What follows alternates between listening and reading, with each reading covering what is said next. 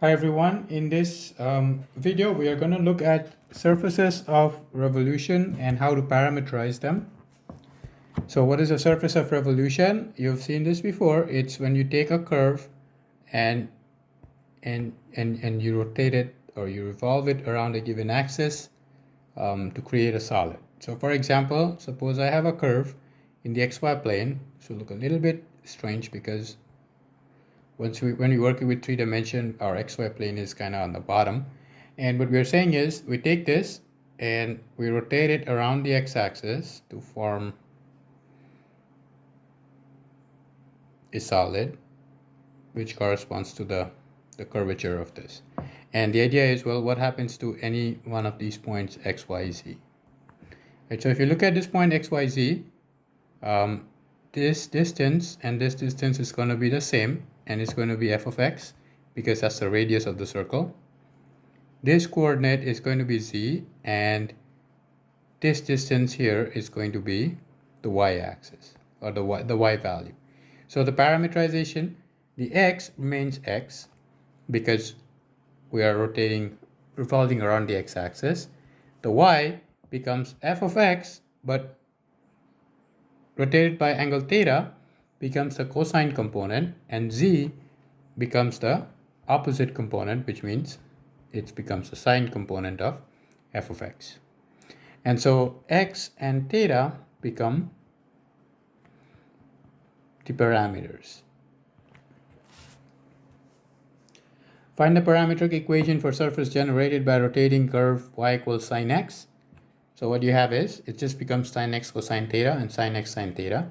And what this looks like is sine curve rotated, so you get like this sort of a solid shape, like two, not really spheres, but balls that are connected to each other. And that's pretty much it for surfaces of revolution. The next idea that we have is the idea of tangent planes, which is leading us to the direction of finding areas. So for a parametric surface of the form xuv plus yuv plus zuv, the goal is how do we find, right, for a given position p naught, which has a vector formulation u naught v naught is what this corresponds to. I am interested in finding the tangent plane. So in order to find the tangent plane, which is going to be something of this form right here, so that it touches this surface exactly at u naught, right?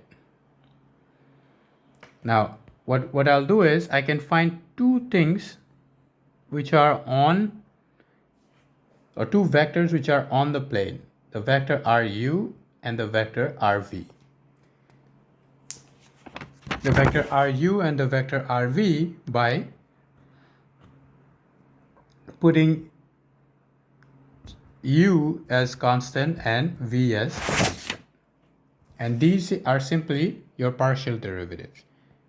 So rv is del x over del v I cap plus del y over del v j cap evaluated at u naught v naught, and ru is del x over del u I cap plus del y over del u j cap evaluated over or at u naught v naught. Okay, so what we get here, there's also z, so del v k cap plus del z over del u k cap. Now recall from I believe Calc 3, where you learned about equations of planes. If you have two vectors which lie on a plane, you can find the equation of the plane because you can use ru cross rv. So to find equation of tangent plane, we need the normal vector, which here is going to be given by ru crossed with rv, because those are two vectors in the plane of the plane. Example will make this clear. Find the tangent plane to the surface with parametric equation x equals u squared, v squared, and u plus 2v at the point 1, 1, 3. So we need to find Ru. Ru is going to be derivative with respect to u. So that's 2u I cap, 0 j cap, and 1 k cap. Rv is derivative with respect to v. So that's 0 I cap, 2 vj cap, and 2 k cap.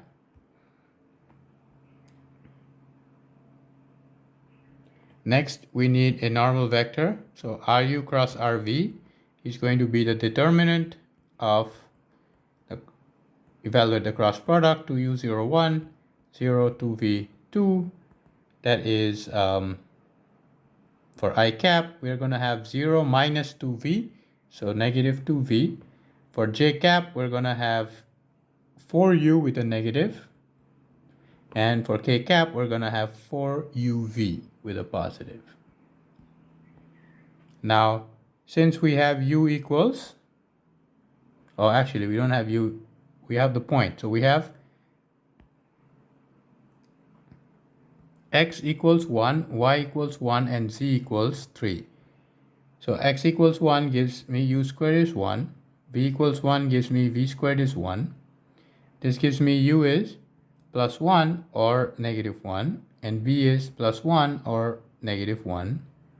And z is u plus 2v is 3. So all we got to make sure is which of these combination satisfies this, right? So you have u equals 1, v equals 1, then 1 plus 2 times 1 is 3 satisfies. If u is 1 and v is negative 1, it doesn't work out. This is not equal to 3. If u is negative 1 and v is 1, again doesn't work out. And if u is negative 1 and v is negative 1, again it doesn't work out. So the only one that works out is u equals v equals 1. So the vector is negative 2, negative 4, and 4. So the equation of the plane is, you just need to use the direction cosines. So you have negative 2x minus some point on the plane, which you already have. The point on the plane is 1, 1, 3, minus 4, y minus 1, plus 4, z minus 4, 3. The point is 1, 1, 3 equals 0. So that gives the equation of the tangent plane at the given point 1, 1, 3. Now that we have the equation of the tangent plane, we can proceed to the result for surface area. If a smooth parametric surface S is given by xuv plus yuv plus zuv, and S is covered just once as uv ranges throughout the parameter domain D, so which means there's no repetition, otherwise that will count as double area. Then the surface area of S is given by the double integral of the absolute value of the cross product of Ru, Rv, dA, where Ru and Rv are these vectors that we have just found out about. This is very similar to the result that we had for change of, if you recall, multiple variable change of variable in multiple integrals, right? This became the Jacobian of some.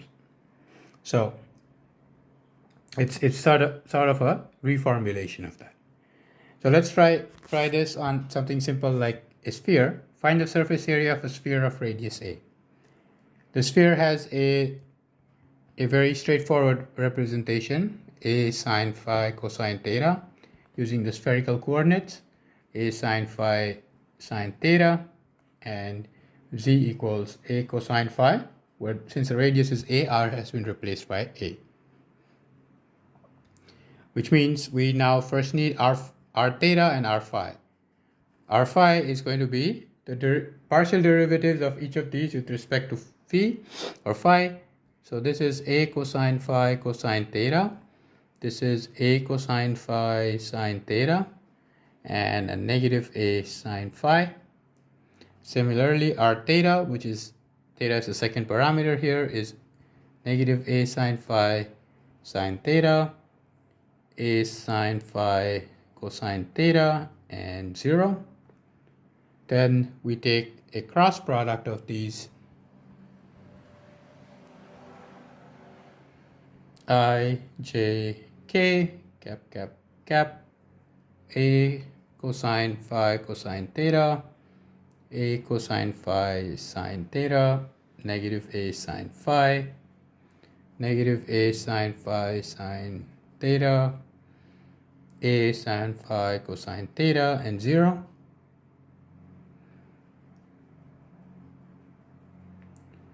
So okay, let's see what we get in the I cap is a 0 minus, so a squared sine squared phi cosine theta. Under j cap we have a 0, a negative, negative, negative makes it triple negative. Sorry, positive, negative. There's 4 negatives here. 2 negatives, a negative from subtraction, and then a negative when you evaluate matrix and you're looking at the middle column. So this becomes 0 plus a squared sine sine theta. And the last one, k cap, is going to be a sine cosine squared plus a squared. Anyways, I gotta write that down. So this is going to be a squared cosine squared theta sine phi cosine phi plus a squared sine squared theta cosine phi sine phi. So again, the good old sine squared plus cosine squared is going to give us a 1. So we get a squared sine squared phi cosine theta I cap, a squared sine squared phi sine theta j cap, and we get a squared sine phi cosine phi. Now we need the magnitude of this vector for the surface area. So the magnitude of this vector is all of this under the square root. So you get a to the 4 sine to the 4 phi cosine squared theta plus a to the 4 sine to the 4 phi sine squared theta plus a to the 4 sine squared phi cosine squared phi. Now in these two, we can factor out an a to the 4 sine to the 4 phi to get cosine squared plus sine squared, which is 1.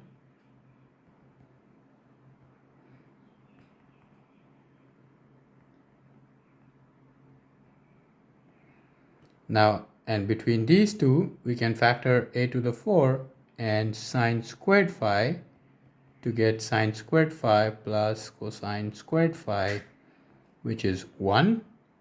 And we get a squared sine phi, so that the area is a squared sine phi d phi d theta 0 to pi 0 to 2 pi, separable, so you get a squared, you get a sine phi d phi 0 to pi and a d theta 0 to 2 pi.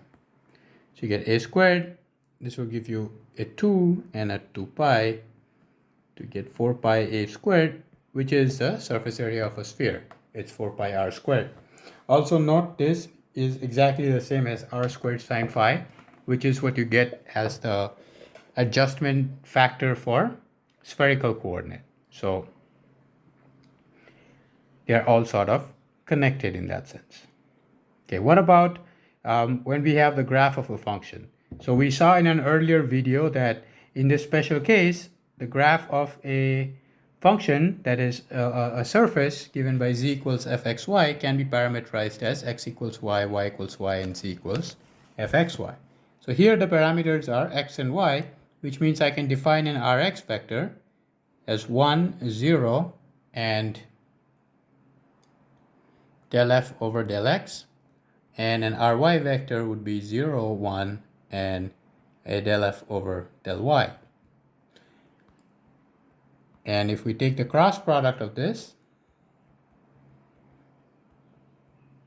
ijk, we have 1, 0, del f del x, 0, 1, del f del y.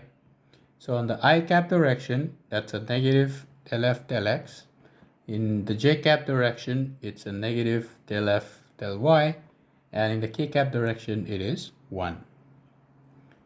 And what is the absolute value of this? Sorry, these are all vectors.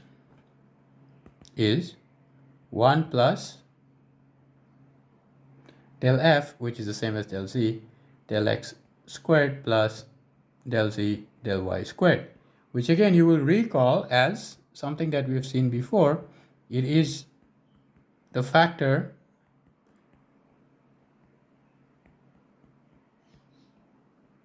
for finding the surface area of the graph of a function, because we can think of that as a special kind of parametrization. For example, in the problem, find the area of the part of z equals x squared plus y squared, a paraboloid, under the plane z equals 9.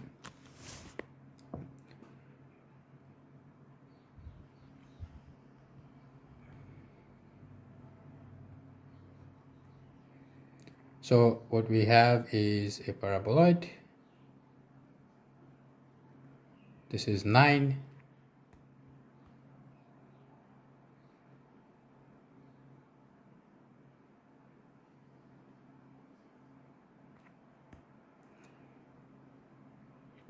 And we have x equals x, we have y equals y, we have z equals x squared plus y squared. So if you were to directly use this particular formula, all we need is dz over dx, which is 2x, and dz over dy, which is 2y. So we have 1 plus 4x squared plus 4x squared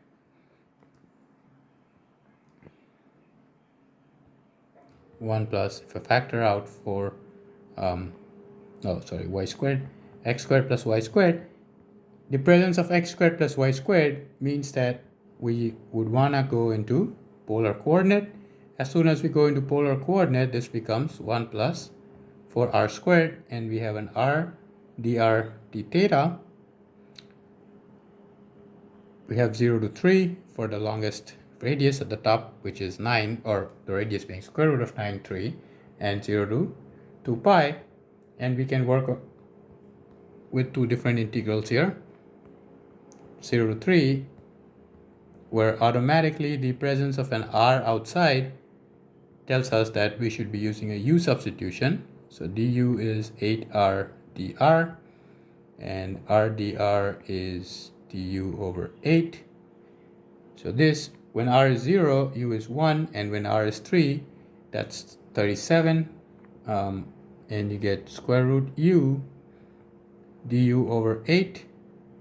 That's 1/8, u raised to 3/2, 2/3, which is 1/12. 37 raised to 3/2 minus 1 times this, which is 2 pi.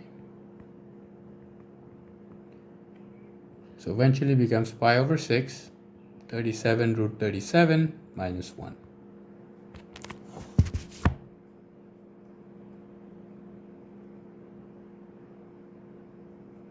Okay, so that can be used for finding the surface area.